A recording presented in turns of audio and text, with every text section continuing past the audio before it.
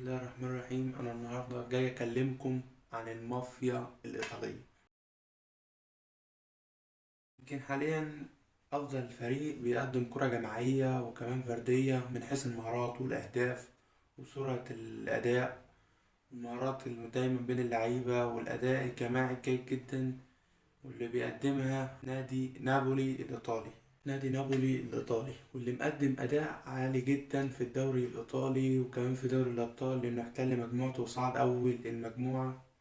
فبيقدم نادي نابولي الإيطالي أداء كويس جدا في دوري كمان الأبطال بعد ما صعد أول المجموعة، وكمان متصدر الدوري الإيطالي. يمكن نابولي مقدم كذا لاعب كويس جدا، واللي هما أبرزهم اتنين، واللي هما كفارة، واللي مقدم أداء عالي جدا ومن أفضل اللعيبة في الدوري الإيطالي، إن لم يكن أفضل لاعب في الدوري الإيطالي لحد دلوقتي. يمكن كفارة في الدوري الإيطالي مسجل 9 أهداف وصانع 9 أهداف، ومساهم بأداء فردي عالي جدا مع الفريق، وده اللي فارق مع نادي نابولي ومخليه متصدر الدوري الإيطالي بفارق جدا عن أقرب منافسينه اللي هو نادي الإنتر الإيطالي، واللي فارق عنه بنقط كبيرة. نيجي لتاني لاعبين واللي هو أوسيمين اللاعب النيجيري، واللي مسجل 17 هدف وصانع 3 عشان يبقى مساهم في 20 هدف في الدوري لحد دلوقتي، وكمان الدوري لسه طويل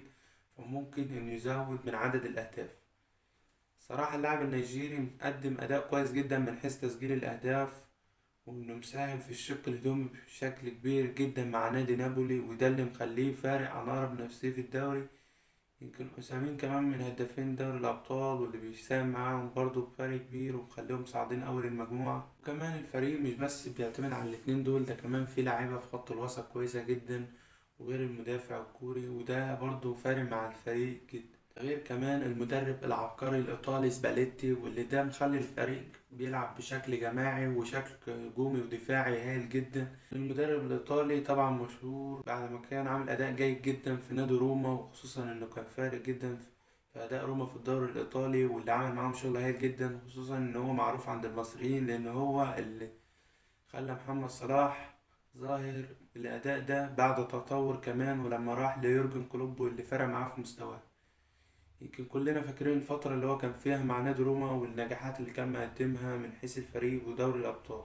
دي كده بتنتهي حلقتنا النهاردة، واللي كنا بنتكلم فيها عن اللي معاه اتنين من أفضل اللعيبة وأفضل ثنائية في الدوري الإيطالي وفي العالم حاليا، واللي هو كفارة واللي بيشبهوه بمارادونا، وكمان أوسيمين النيجيري والهداف بتاع الفريق، وكمان المدرب العبقري إسباني.